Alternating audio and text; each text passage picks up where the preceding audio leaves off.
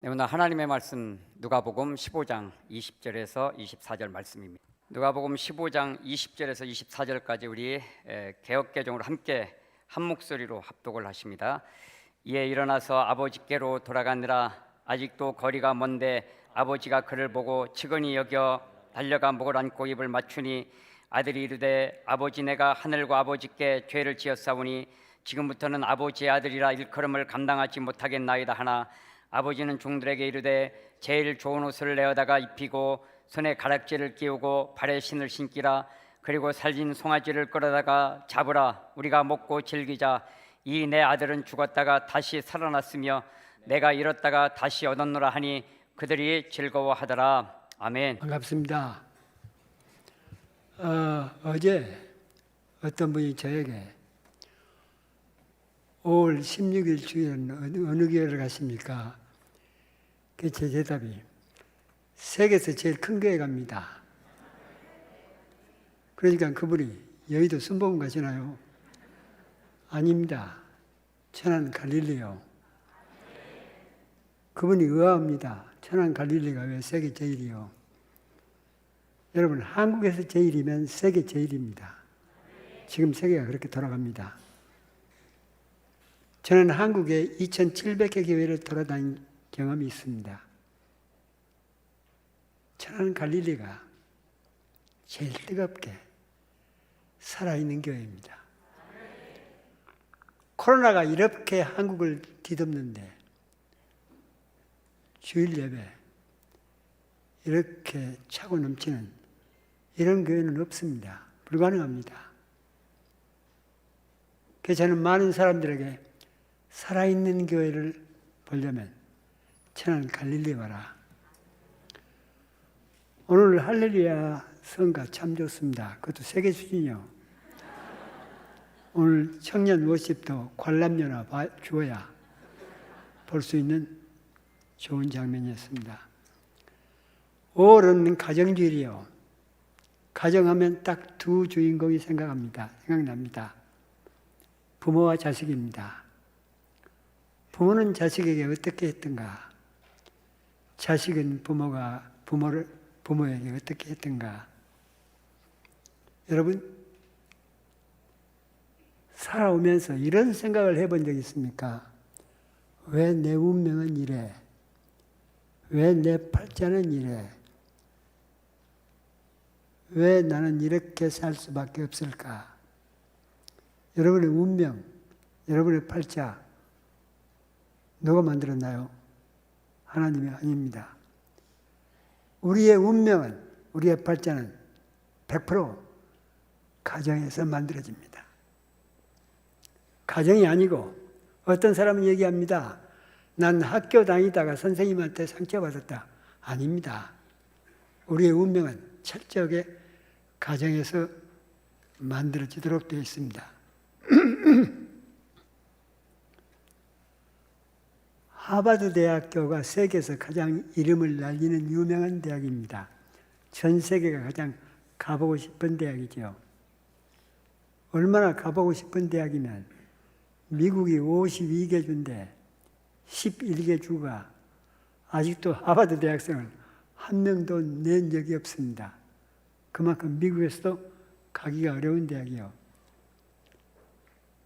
그런데 하버드 대학을 거의 3분의 1을 차지하는 한 민족이 있습니다. 그게 유대인 아니면 유대 계통의 학생입니다. 2만 명 학생인데 7,000명에서 7,100명이 유대인 아니면 유대 계통의 피를 가진 학생들입니다. IQ가 그들이 높은가요? 하버드 대학에서 공헌한 겁니다. IQ는 세계에서 제일 높은 사람은 한국 학생이다. 한국 사람들의 IQ는 세계적인 수준입니다. 근데 왜 하버드 대학을 못 갈까요? 하버드 대학은 IQ로만 뽑는 대학은 아닙니다. 인물을 뽑습니다. 인물이면 여러 가지가 다 구비돼야 됩니다. 우리는 IQ는 기가 막히게 좋은데 다른 게 구비가 안 됩니다. 대인관계 여러 가지가. 그런데 그들은 되어 있는 겁니다. 어디서 그게 만들어지느냐? 가정에서만 만들어진다. 가정에서 어떻게 만들어지느냐? 하버드 대학을 3분의 1을 차지하면 미국의 3분의 1을 지배하는 겁니다. 미국을 3분의 1 지배하면 세계를 지배할 수 있다는 겁니다. 그런데 그들이 하버드 대학 7,000명, 그게 70년 동안 통계인데 매년 똑같습니다. 변함이 없습니다. 그런데 그들이 왜 그러냐? 가정 배경이 다릅니다.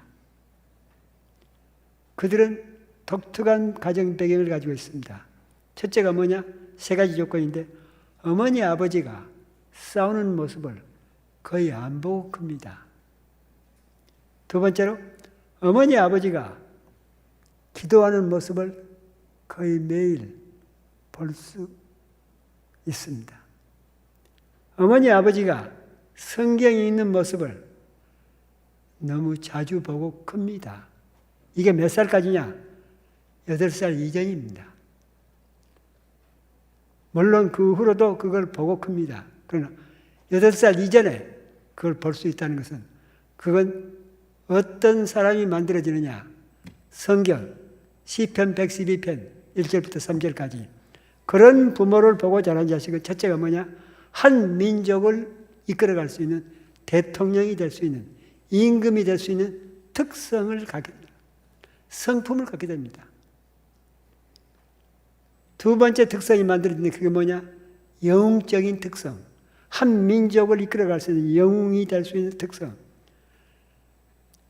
훌륭한 위대한 지도자의 성품을 갖게 된다는 겁니다. 무엇을 보면서? 어머니 아버지가 싸우지 않고 어머니 아버지가 기도하고 어머니 아버지가 성경이 있는 모습을 보면서 그렇게 자기들한테 자동적으로 만들어집니다. 세 번째가 뭐냐? 그런 부모를 보고 자란 자식은 재벌이 될 수 있는 특성을 갖게 된다. 부모가 돈을 물려주는 게 아닙니다. 유대인들 거의 자식한테 용돈도 철저하게 절약해 줍니다. 난 미국에서 유대인들 자식이 토요일이면 물건 내다 팔고 하루 종일 물건 파는 모습을 자주 봅니다. 그 부모가 대재벌입니다. 자식들한테 그렇게 돈 펑펑이 주지 않습니다. 어떤 가정은 돈 없습니다. 가난합니다. 가난한데 세 가지는 보여줍니다. 싸우지 않는 것, 기도하는 것, 성경 있는 것. 그런데 그 아들들이 나중에 커가지고 재벌이 되는 겁니다. 어떻게? 그런 부모를 보고 자란 자식은 재벌이 될 수 있는, 돈이 없는데 돈을 만들어낼 수 있는 그런 성품, 특성을 갖게 된다. 가정은 이만큼 중요한 겁니다. 내가 어떻게 살아왔나? 내 삶을 누가 만드는 것인가? 가정입니다. 여러분, 하버드 대학에서 두 번째 연구 발표를 한 게 있습니다. 하버드 의과대학입니다. 사람이 50대면 한참 팔팔할 나이입니다. 생각하는 거나 운동하는 거나 일하는 거나 모든 에너지가 차고 넘칠 때입니다. 50대면. 그런데 50대 성인병 걸려서 들어와 그 병에 시달려 오랫동안 그리고 결국 그 병 때문에 죽어. 그게 5년이 됐든 10년이 됐든 후에. 그 3대 성인병이 뭐냐? 첫째가 암이요. 두 번째가 당뇨입니다. 세 번째가 고혈압입니다. 50대 한참 팔팔 나이에 왜 그 병에 걸려서 그 병에 시달려서 인생을 망치느냐? 원인이 뭐냐? 10년 연구 끝에 뭘 발표하느냐? 이 사람들은 어린 시절에 자랄 때 8살 이전에 아버지로부터 상처를 받은 자식들, 아버지로부터 상처를 받은 자식들은 100명에 80명이 반드시 50대 오면 그 병이 찾아와. 그런데 아버지하고는 사이가 좋아. 그런데 어머니하고 사이에서 안 좋아. 어머니로부터 상처를 받습니다. 그러면 100명이 90명이야. 90명이 50대 와서 그 병이 찾아와. 그런데 8살 이전에 어머니, 아버지 두 분한테 다 상처받아. 그럼 100명이면 100명 다 100%야.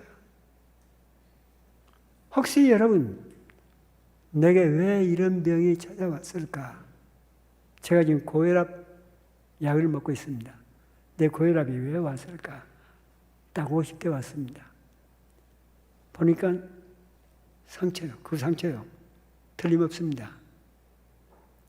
자, 가정은 이만큼 중요한 겁니다.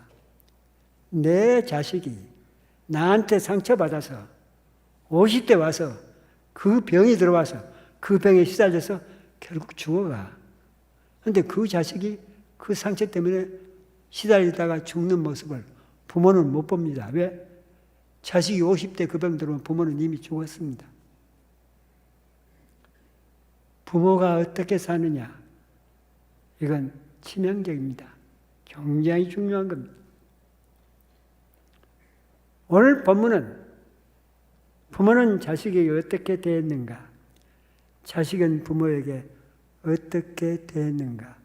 그 모습을 잘 보여줍니다. 부모는 자식을 어떻게 품에 안았던가? 자식은 부모에게 어떤 응어리를 한을 심어놨다가 어떻게 나중에 부모를 다시 이해하고 돌아왔던가? 오늘 이 탕자의 비유, 이 구절은 부모가 자식을 무조건 수용하는 그 장면을 보여주는 겁니다. 그 당시는 자식들은 부모한테 내 재산 달라고 이렇게 못합니다. 그건 엄청난 불효입니다. 그런 불효를 저지르는 자식은 돌로 쳐 죽이도록 되어 있습니다. 그런데 오늘 본문 보니까 부잣집 둘째 아들이 아버지한테 내 재산 달라는 겁니다. 내 멋대로 마음대로 나가서 내가 살겠다. 그런데 부모가 그걸 허락합니다. 그 아들이 부모를 떠납니다. 부모를 떠난 자식의 운명이 어떻게 전개되는가를 잘 보여줍니다. 부모를 배반하고 부모를 떠난 자식이 삶이 어떻게 전개되는가를 잘 보여주는 본문입니다. 우리가 지금도 똑같습니다. 부모를 배반하고 부모에게 가슴에 한을 맺히고 그리고 떠나서 그 사람이 어떻게 잘 풀리는가. 오늘 본문 보면 그 아들이 아버지한테 자기 재산 다 가지고 멀리 갑니다. 부모 눈 안 보이게. 그리고 거기서 흥청망청 살아갑니다. 그러다 쫄딱 망합니다. 대인관계 다 떠나버립니다. 나중엔 굶어 죽을 처지에 임합니다. 배가 고파서 더 이상 견딜 길이 없습니다. 그때 생각하는 게, 내 아버지 어머니는 부자인데, 내 아버지 어머니는 돈이 많은데, 먹을 것이 많은데, 그런데 나는 죄를 지었으니까 부모한테 돌아갈 수가 없어. 난 부모의 아들의 자격이 없어. 그런데 돌아가자. 굶어 죽을 뻔 돌아가자. 돌아가는데 조건이 있다 뭐인 거니? 나는 자식의 아들의 자격이 없으니까 일꾼으로 써주세요. 일꾼으로 써주세요. 그럼 노임을 주세요. 그렇게 얘기하리라. 완전히 다른 자식으로, 이제는 전혀 다른 자식으로 회개하고 돌아옵니다. 그런데 이렇게 자식이 망해서 돌아오면 부모가 어떻게 해야 돼요? 몽둥이를 후드로 쳐야 됩니다. 너 이 새끼 이렇게 될 줄 알았다. 이 소새끼 개새끼 하면서 난리를 쳐야 되는데, 오늘 성경은 어머니 아버지는 아무 말이 없습니다. 그리고 그 아들이 나가면서부터서 계속 아들이 돌아올 걸 기다리고 있습니다. 아들이 돌아오니까 일체 과거에 대해서는 말이 없습니다. 그리고 돌아온 것만 좋아서 끌어안고 입 맞추고 그리고 가락지 끼우고 신발 신기고 옷 입히고 이게 뭡니까? 너 돌아왔으니 너 새롭게 돌아왔으니 이제 너는 똑같은 내 아들이야. 난 너에게 재산을 똑같이 다시 나눠줄 거야. 여러분 이 모습입니다. 저는 이 성경이 왜 오늘 본문을 택하게 됐느냐. 이 본문이 나를 많이 울렸던 본문입니다. 우리 어머니는 나를 낳기 전에 남편을 잃었습니다. 아니 빼앗겼습니다.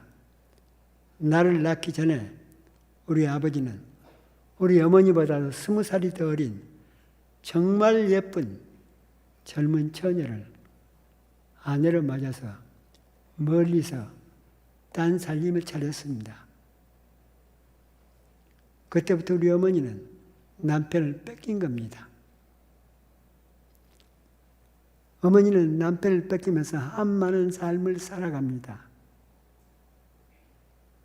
그 어머니가 제가 미국에서 공부할 때 32살에 한국에서 돌아가셨습니다. 어머니가 돌아가시고 3년 후에 내가 35살 나이에 미국에서 어느 날 성경을 읽다가 이 탕자의 비유를 읽습니다. 근데 그전에는 무심코 읽었습니다. 어머니 돌아가신 지 3년 후에 35살 나이에 오늘 본문을 읽다가 나도 모르게 무릎을 꿇고 대성통곡을 했습니다. 울면서 내가 내뱉는 말이 우리 어머니 얘기가 여기 있네. 우리 어머니 얘기가 오늘 이 성경에 써 있네. 오늘 본문 얘기가 성경 얘기가 아니라 우리 어머니 얘기였습니다. 그럴 만한 사연이 있습니다. 우리 어머니는 남편을 뺏기고 그리고 1년에 몇 번씩 왔다 갔다 하면서 나를 낳았는데 나를 낳아놓고 남편을 뺏기고 난 다음에 그게 한이 돼서 병이 됩니다. 그게 심장병이 됐던 것 같습니다. 심장통인데 우리 고향에는 의사가 없기 때문에 그냥 가슴 앓으라고. 이게 찾아오면 못 견디면 쓰러지고 의식 잃고 쓰러지면 외갓집에서 그냥 우리 어머니를 모셔갑니다. 우리 어머니가 외갓집에 가서 회복해가지고 돌아오는 게 3개월, 5개월, 6개월 거의 매년 행사입니다. 내 5살 때까지. 그런데 우리 외갓집에서는 어머니가 의식을 잃고 쓰러졌으니까 이건 죽는 거예요. 의사가 없으니까 죽는 거예요. 그러니까 태어난 아이를 나를 데리고 갈 이유가 없는 거예요. 우리 집을 돌보고 있는 아주머니한테 맡겨놓고 어머니만 데리고 갑니다. 난 가장 필요했던 어머니가 젖을 빨아야 될 어머니가 없어집니다. 그 당시 의유도 분유도 없습니다. 옛날에는. 뭘 먹여서 컸는지 난 모르겠습니다. 그러다 보니까 나중에 내가 자라서 저에게 생긴 심리적인 병이 있습니다. 그 병이 뭐냐? 야뇨증이요. 나중에 알았습니다. 야뇨증은 밤에 오줌을 싸는 건 그건 어머니 사랑을 못 받은 아이한테서 생기는 병입니다. 이게 야뇨증이 잦으면 그 상처가 그만큼 크고 너무 크면 더 심하고. 그런데 밤에 오줌을 싸는 거, 야뇨증은 오줌을 싸는 건 동네 아이들 다 쌉니다. 다 그렇게 큽니다. 일주일에 한 번, 열흘에 한 번. 그런데 나는 일주일에 한 번이 아니에요. 일주일에 7번이요. 한 달이면 30번. 1년이면 365. 근데 그게 끝입니다. 초등학교 졸업할 때까지 하루도 그걸 걸러본 적이 없습니다. 그러니까 나는 아침에 일어나 보면 바지가 흥건히 젖었습니다. 그럼 난 이불 속에서 바지를 벗습니다. 그리고 딱 그 시간이 우리 어머니가 부엌에서 밥을 지을 때입니다. 불 때고 있을 때인데 부엌으로 통하는 조그마한 문을 열고 젖은 바지를, 난 아무 생각 없이 젖은 바지를 이렇게 내밉니다. 그때 우리 어머니는 부지깽이로 젖은 바지를 받습니다. 받아서 밥솥 뚜껑 위에 딱 얹혀놓습니다. 밥이 다 될 만큼 되면 그게 싹 마릅니다. 그럼 어머니는 그걸 다시 나한테 방문 열고 던져주고, 난 그게 내일이요. 매일 아침 젖은 바지 던져주고, 그럼 우리 어머니는 부지깽이 빙그레 웃으면서 받고, 그리고 나한테 말려서 던져주고, 그 옷 입고 밖에 나가고, 그 옷 입고 학교 다니고. 그런데 이게 수천 번인데 한 번만이라도 우리 어머니가 신경질을 부리며 화를 내면서 이 새끼야 왜 그렇게 오줌을 싸냐 이 말을 해야 맞습니다. 그런데 나는 그 말을 들어본 적이 없습니다. 두 번째로 어머니 사랑을 못 받은 아이들은 못된 짓을 합니다. 동네 가게 사탕을 집에 곡식이 많으니까 퍼다 주고 부모 모르게, 부모 들여나가 모르게 퍼다 주고 매일 사 먹습니다. 그게 못된 짓이요. 근데 우리 집엔 우리 어렸을 때 목화 농사를 많이 했습니다. 10월이면 목화를 많이 따서 창고에 가득 쌓아놓습니다. 그걸 팔아서 돈도 만들고 옷감도 만들고. 그런데 어느 날 제가 초등학교 들어가기 전이었던 것 같습니다. 동네를 지나가는데 엿을 만들어 팔던 집이 있는데 그 집에 아저씨가 나를 부르더니 너희 집에 목화 많이 있지? 있다고. 그거 가져오면 엿 준대요. 집에 가서 목화를 가지고 오라고. 집에 가서 얼마나 신이 납니까? 집에 창고에 가득 쌓여있는 목화를 광기를 담아가지고 그 집에 갖다 주니까 이것 가지고는 안 된대요.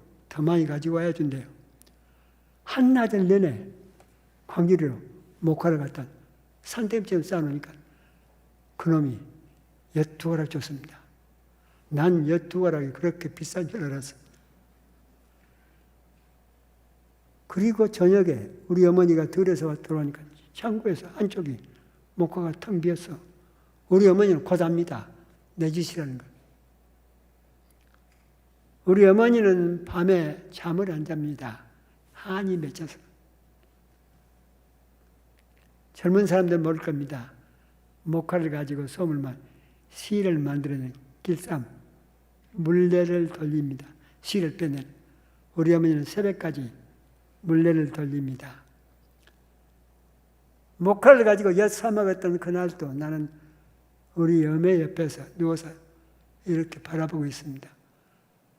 우리 어매가 물레를 돌리다가 딱 수도박 중단하고 손으로 내 가슴을 딱 어머니 손을 내 가슴에 얹더니 태기야 목화 누구 갖다 줬냐? 엄마한테 얘기해. 엄마가 쌀 갖다 주고 받고 올게. 여러분 도둑놈이 도둑질을 했다고 그러겠어요? 소리를 크게 지릅니다. 나는 모른다고. 안 했다고. 어머니는 아무 말이 없습니다. 한참 있다가 물레를 딱 수도보고 다시 또 손을 넣습니다. 태기야 목화를 누구 갖다 줬냐? 애미가 쌀 갖다 주고 받고 올게. 계속 오리발을 내밉니다. 나중에는 내가 잠들 만큼 되면 손을 놓고 목화 누구 갖다 줬냐? 나중에는 하도 귀찮스러워서 엿장수 이름 댔습니다. 윤상이. 그리고 잠이 들었습니다. 그 이튿날 똑같이 젖은 바지 내밀었고 말려주니까 그 바지 입고 다시 문 열고 나가는데 아침인데 어제 내가 엿장수한테 갖다 줬던 목화가 마루에 산더미처럼 쌓이는 거예요. 우리 어머니가 바꿔온 겁니다. 여러분, 우리 어머니가 아들을 교육하려면 회초리를 들어야 됩니다. 매를 때리면서 호통을 쳐야 합니다. 한 번만 더 그러면 너 가면 안 된다는 거. 이렇게 해야 맞습니다. 우리 어머니는 이름 석자를 못 쓰는 무식한 분입니다. 우리 어머니는 교육자가 아니었습니다. 그리고 어머니는 교육자가 될 수가 없습니다. 우리 어머니는 나한테 우리가 아는 상식적인 교육은 못했습니다. 그런데 엄청난 위대한 하나님의 사랑을 내 가슴에 심었습니다. 여러분, 나는 다른 건 몰라도 하나 자신 있는 게 있습니다. 내가 어떤 잘못이 있어도, 어떤 실수를 하고 못된 일을 했어도 하나님만은 내 편이야. 하나님은 절대로 나를 꾸짖지 않고 받아줘. 그 확신, 그 믿음이 있습니다. 세계적으로 유명했던 인간의 마음을 치유하는 웨이노츠 박사는 저한테 어머니 얘기 듣고 나한테 그랬습니다. 너는 위대한 어머니를 가졌어. 위대한 어머니 때문에 오늘 네가 이렇게 된 거야. 우리 어머니는 저에게 하나님을 심어주었습니다. 과거를 묻지 않는, 네가 어떤 잘못을 했느냐 거기에 대해서 전혀 묻지 않는 우리 어머니. 여러분, 어떤 어머니 밑에서 컸나요?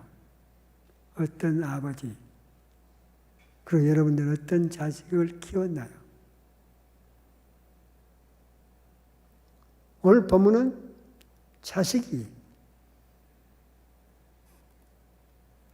부모를 풀어주는 모습, 부모가 자기 잘못을 회개하고 부모한테 돌아가는 모습, 부모가 잘못한 자식을 아무 과거를 묻지 않고 자식을 품에 안아주는, 만나는 모습. 여러분, 부모와 자식이 서로가 앙금이 맺혀서 부모는 자식에게 한을 심어주고 자식은 부모한테 한을 심어주는 이런 관계, 저는 보았습니다. 부모와 자식 간에 앙금이 맺혀 있으면 이건 아무 일도 제대로 풀리지 않습니다. 오늘 본문 얘기가 부모 가슴에 한을 심어주고 상처를 심어주고 떠난 자식이 어떻게 되든가를 정확하게 보여줍니다. 그런데 그 자식이 회개하고 돌아왔더니 그 자식의 운명이 어떻게 바뀌어졌는가를 잘 보여줍니다. 우리 한국은 부모가 자식에게 한을 심어주는 그런 경우가 많습니다.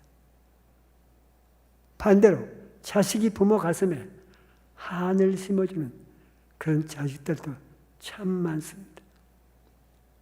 우리 학교는, 우리 치유상담대학원대학교, 우리 치유상담연구원은 가슴에 부모하고 사이에서 맺힌 응어리, 한을 풀어주는 전문기관입니다. 왜냐? 그 관계가 풀리지 않으면 모든 것이 풀리지 않습니다. 병도 모든 것도 다 그것이 풀릴 때만 풀어집니다. 사람들은 얘기합니다. 우리 자식은 누구는 학교 선생님 잘못 만나가지고 아닙니다. 군대 갔더니 뭘 해도 아닙니다. 부모하고 관계가 딱 풀리면 학교에서 아무리 큰 어려움을 당해도, 군대 가서 아무리 큰 어려움을 당해도 그 문제가 안 됩니다. 우리 삶은 잘 풀려가도록 되어 있습니다. 저는 보았습니다. 어떤 사람은 얘기합니다. 부모하고 사이가 틀어졌어도 잘 되는 사람이 있더라. 난 지금까지 못 봤습니다. 한 예가 있습니다. 전라도 영암 가난한 농촌 마을에 아들이 있고 딸이 있습니다. 그런데 옛날에는 시골에서는 딸은 자식이 아닙니다. 아들만 자식입니다. 우리 어머니는 4남매를 낳습니다. 딸 하나, 아들 셋. 내 밑으로 여동생이 있습니다. 그 여동생은 처절하게 시집 갈 때까지 뼈가 닳도록 일만 했습니다. 시골에서 고생만 했습니다. 우리 집엔 소가 2마리, 3마리 있었습니다. 우리 어머니가 그랬대요. 우리 형하고 둘이 너 시집 갈 때는 저 소 1마리 주마. 근데 시집 갈 때는 막상 시집 갈 때는 입을 싹 닦더래요. 안 줘. 왜? 딸이니까. 아들 같으면 살림을 태워줘야 할. 딸이니까 안 줘. 내 여동생이 지금 나이가 70대 후반입니다. 근데 지금도 나를 만나면 소 안 줬다고. 한이 맺혀서 소 안 줬다는 얘기를 지금도 합니다. 내가 죽기 전에 소 1마리를 사서 끌고 가야 할 것 같습니다. 근데 전라도 영암 시골 마을에서 아들이 있고 딸이 있습니다. 근데 그 집도 아들만 자식이지 딸은 자식이 아닙니다. 딸은 누구냐? 남의 집 식구가 될 놈이요. 우리 식구가 아니요. 잠깐 키울 뿐이지. 결국엔 남의 집 식구가 될 놈이요. 근데 거기다가 어떤 정성도 투자도 할 이유는 없는 겁니다. 그러니까 그 아버지가 가난하니까 몇 달에 한 번씩 장에 나가서 돼지고기 한 그릇 사왔대요. 들었습니다. 31살 된 딸이 우리 학교에 입학하려고 면접을 온 겁니다. 그런데 내가 볼 때는 이 아이는, 이 31살 된 처녀는 공부 못합니다. 곧 쓰러질 지경인데, 내가 볼 때 곧 죽을 입장인데 무슨 공부를 해? 근데 본인이 계속 허갔대요. 그래서 입학을 시켰습니다. 그 사연이 뭐냐? 네 사연이 뭐냐? 그랬더니 사연을 얘기합니다. 어느 날 가슴에 한이 누구한테 맺혔느냐? 부모한테 맺힌 거예요. 부모한테 맺히면 몸 망가집니다. 나중에 모든 것이 다 망가져 갑니다. 인생 그대로 끝납니다. 아버지가 장에 갔다가 돼지고기 한 그릇 사왔는데 그걸 어머니가 김치찌개를 끓였대요. 냄비를 가운데 놓고 네 식구가 함께 밥을 먹습니다.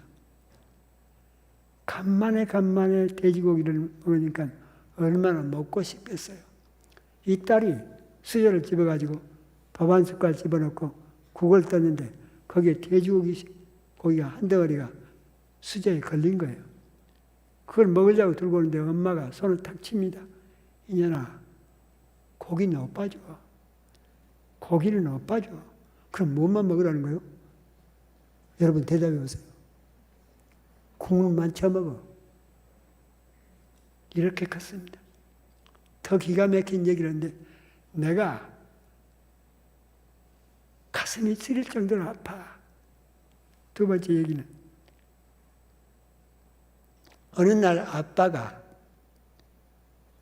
참외 2개를 사왔죠. 엄마는 데려가고 없고 참외 2개를 사왔는데 아빠가 그러니까 오빠 아들하고 딸 둘이가 있는 거예요. 그 참외만 바라보고 있는 거예요. 그런데 아빠가 참외를 칼로 깎아 하더니 통째로 아들한테 줘. 아들은 그렇게 먹어보던 버릇이 있어서 자기 혼자 그냥 먹어. 이 딸은 어린아이가 초등학교 3학년, 4학년인가 언젠가 그것만 쳐다보고 있는 거예요. 오빠가 다 먹어. 그러니까 이 딸은 무슨 기다려요? 나머지 하나 있잖아요. 그건 자기한테 얼마나 죽었지. 오빠가 다 먹고 나니까 아빠가 또 깎아. 또 통째로 오빠한테 줘. 오빠는 아무 생각 없이 그걸 다 먹어. 그 마지막 참외가 오빠 입에서 다 들어갈 때까지 이 아이는 그것만 쳐다보고 있습니다. 그렇게 큽니다. 그러면서 어떻게 크느냐? 아, 딸은 이렇게 살아야 되는 거야. 딸은 딸이니까 이렇게 살아야 되는 거야. 그런데 이 딸이 전교 1등이에요, 시골. 하도 머리가 좋으니까. 오빠는 전교에서 중간쯤 가는데 오빠는 광주로 중학교 보내고 딸이 초등학교 졸업을 했는데 국민학교 교장 선생님까지 선생님들이 와가지고 저 아이는 가르치면 크게 된다고 꼭 가르치라고. 그러니까 엄마 아빠 입에서 나온 얘기가 뭐냐? 남의 식구한테 왜 돈 쓰냐고, 돈 드리냐고, 남의 식구가 될 아이한테 왜 돈을 쓰냐는 겁니다. 그 얘기를 이 딸이 듣습니다. 그러니까 자기 팔자가 딸 팔자니까 그냥 그대로 사는 걸로 알고 삽니다. 운명으로 가지고 삽니다. 나이 20살까지 엄마를 그렇게 도와서 일을 합니다. 20살이 되는 어느 날 엄마 아빠가 마루에 앉아 있는데 이 딸이 용기를 가지고 요청을 합니다. 목포 양지학원에 3개월만 나를 보내주세요. 돈 대서. 그러면 내가 독립하겠습니다. 그런데 그때 3개월만 나를 양지학원에 보내주세요. 그러면 내가 독립하겠습니다. 그런데 그 엄마 아빠 얘기가 똑같이 남의 새끼한테 왜 돈 드리냐? 돈 드릴 필요가 있냐고. 그때 이 20살 된 딸이 마당에 서서 어머니 앞에 처음으로 용기를 내서 자기 얘기합니다. 오늘부터 당신 둘은 내 부모 아니야. 그리고 방으로 들어갑니다. 방으로 들어가서 이미 동네 여자친구들이 서울에 와서 공장 생활을 하고 있는 연락이 닿기 때문에 보따리 들고 나옵니다. 그냥 집을 나와서 서울 공장 생활을 시작합니다. 머리는 좋으니까 공장 생활을 하면서 검정고시 해가지고 중학교, 고등학교 졸업하고 방송통신대학까지 나중에 졸업을 하고 방송통신대학 졸업하면서는 그 회사에 사원이 됩니다. 정식 사무실 사원. 그래가 11년 동안 엄마 아빠를 상대를 안고 삽니다. 서울에 있는 고모한테 얘기를 듣습니다. 엄마 아빠가 영암에서 땅 다 정리해가지고 서울로 올라왔다고. 신림동 조그만 판잣집을 사가지고 왔다고. 그런데 엄마 아빠가 자기를 찾을 것 같으면 그냥 다른 데로 이사합니다. 안 만나려고. 한이 맺혀서 안 만나려고 그러는데 몸은 망가집니다. 결국 우리 치유상담대학원에 입학해가지고 마음의 한을 치유하는 과정에 들어갑니다. 3일 과정입니다. 그 가운데서 클라이막스 과정이 프로그램이 어머니 아버지 테라피입니다. 어머니 아버지를 100명, 200명이 이런 크기의 강당에 모아놓고 불을 끕니다. 캄캄합니다. 그리고 전부 다 앉아서 처음에 아버지, 어머니를 부릅니다. 조용히 부릅니다. 남자고 여자고. 그러다가 아버지, 어머니를 부르는데 이게 점점 강도가 소리가 높아갑니다. 그렇게 프로그램을 유도합니다. 나중에 20분, 30분 지나가면 100명, 200명이 목에서 피가 터져 나올 정도로 어머니, 아버지를 불러댑니다. 그러면서 통곡의 바다로 변합니다. 성령의 역사입니다. 어머니, 아버지를 부르면서 그렇게 부르면 너나 나나 할 것 없이 전부 다 그렇게 통곡을 합니다. 그런데 이 처녀도 똑같이 어머니 아버지 증오를 하면서 어떻게 당신이 내 아버지냐 어머니냐 하면서 그렇게 소리를 지르는데 갑자기 이상한 생각이 딱 들어옵니다. 우리 엄마 아빠만 그랬던가? 동네 다른 부모들도 다 그랬지. 우리 엄마 아빠만 그랬던가? 다른 부모들도 다 그랬지. 그렇습니다. 그 집만 딸을 그렇게 취급하는 게 아니요. 모든 그 지방, 호남 지방이, 경상도 지방이, 충청도 지방이 전부 다 딸은 자식으로 취급 안 했습니다. 30년, 40년 전에. 아들만 자식이요. 그때야, 우리 엄마 아빠만 그랬던 건 아니야. 우리 엄마 아빠만 그랬던가 다른 부모도 다 그랬지. 그게 무슨 말이냐? 아빠 엄마를 이해하는 거야. 아빠 엄마만 특별히 나쁜 게 아니야. 아빠 엄마를 이해하면서 그건 뭐냐? 용서가 됩니다. 그래서 그랬구나. 용서를 하는 것은 사랑으로 바뀌어집니다. 그러면서 통곡으로 바뀌는데 어머니 아버지한테 잘못했던 걸 그렇게 아파서 못 견디고 울어댑니다. 프로그램이 2시간, 3시간 다 끝나고 방으로 돌아가는데 그 아이만 누워서 어머니 아버지 부르면서 못 일어나는. 그리고 3일 끝났습니다. 안성인데 3일 끝나고 돌아가면 자기 차가 조그마한 차가 있어서 차를 몰고 서울로 가려면 만세고개를 넘어야 됩니다. 그 산 중턱에 올라오는데 너무 울음이 나오니까 운전을 할 수가 없는 거예요. 차를 산비탈 옆에 세워놓고 그렇게 어머니 아버지를 부르면서 우는데 울다가 서울에 있는 고모하고는 연락이 됐습니다. 고모하고 연락이 돼가지고 고모한테 아버지, 아빠, 엄마 전화번호 아는가 하고 안다고. 11년 만에 엄마, 아빠 신림동에 있는 전화번호 알아가지고 그 차 안에서 전화를 합니다. 전화를 하는데 아빠가 받더래요. 아빠가 받으니까 11년 만에 이 딸이 아빠 그러니까 아빠는 자기한테 아빠라고 할 여자가 없는 겁니다. 아빠 그러니까 아빠가 놀래가지고 누구십니까? 아빠 나야 그러니까 나가 누구신데요?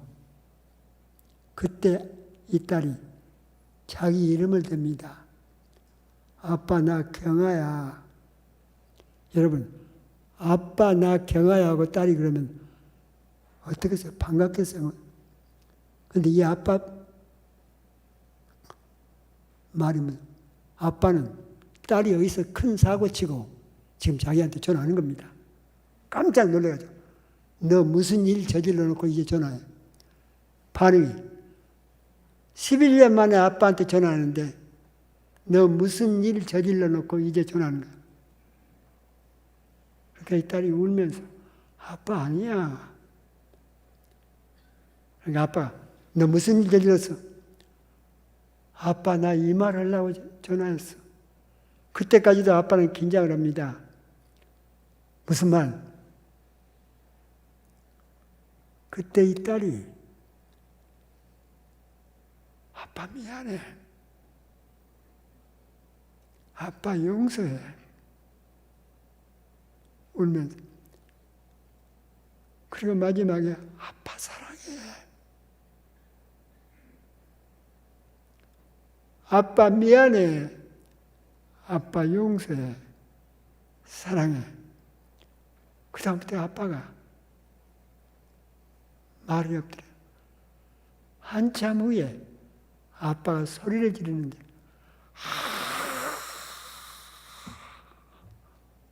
악을 쓰는데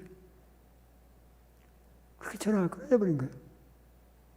딸은 그냥 서울로 올라가고 그날 저녁인가 엄마가 고모하고 함께 찾아왔더라. 찾아와서 이튿날인가 신림동 아빠 집을 갑니다. 엄마 붙들고 그렇게 울고 불고 그 다음에 신림동 집을 가는데 가보니까 아빠가 없는 거예요. 이렇게 둘러보니까 엄마 얘기가 아빠 방에 있어 들어가 봐.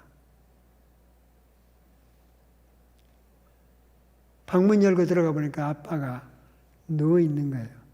엎드려져서.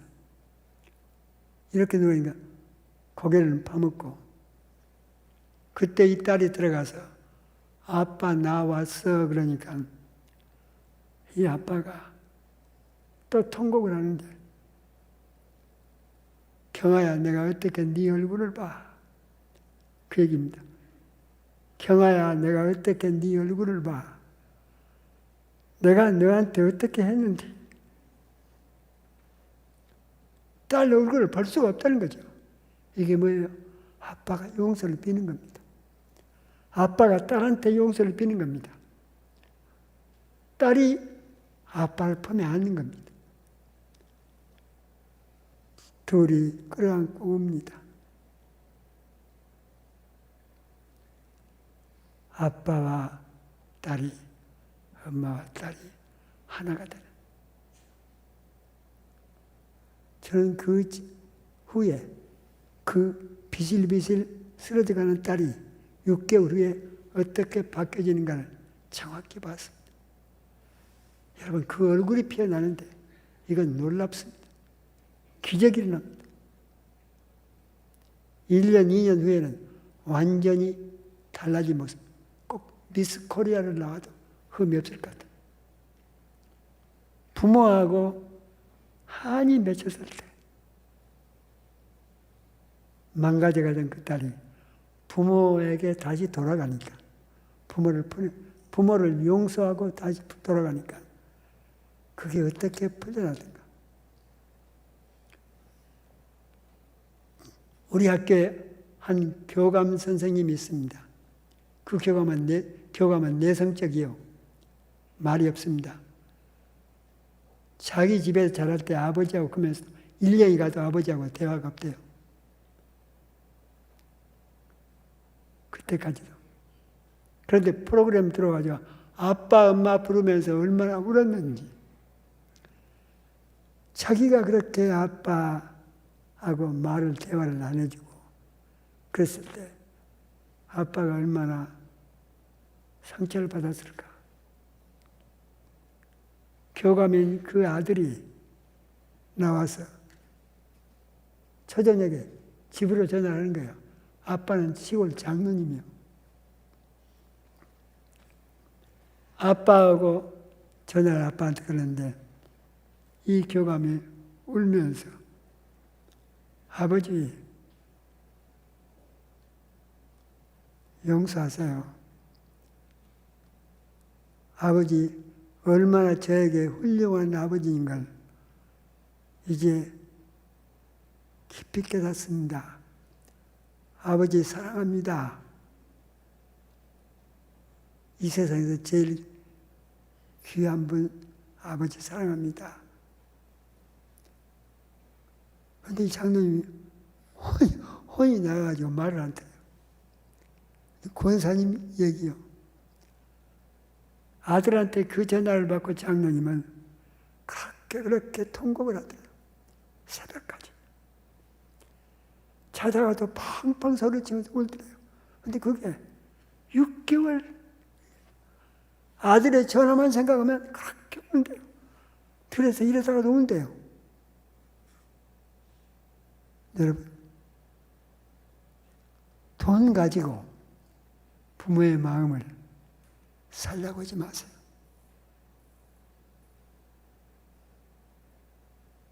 내 마음 부모한테 전해주고 내 마음 자식한테 전해주고 그래서 여러분의 운명이 놀랍게 싹트고 꽃피고 열매 맺기를 바랍니다. 기도합시다. 하나님 아버지, 세계에서 제일 큰 교회, 훌륭한 교회, 코로나에도 불구하고 이렇게 살아 움직이는 천안 갈릴리 식구들, 저의 가정들, 저의 가정에 주신 귀한 자식들, 이 양들을 위해서 눈물로 기도하시는 이동선 목사님, 이창균 목사님, 이 식구들이 손수 몸담고 있는 직장과 손수하고 있는 사업체고요. 지금부터 영원히 함께 없으기를 간절히 축원하옵나이다. 아멘.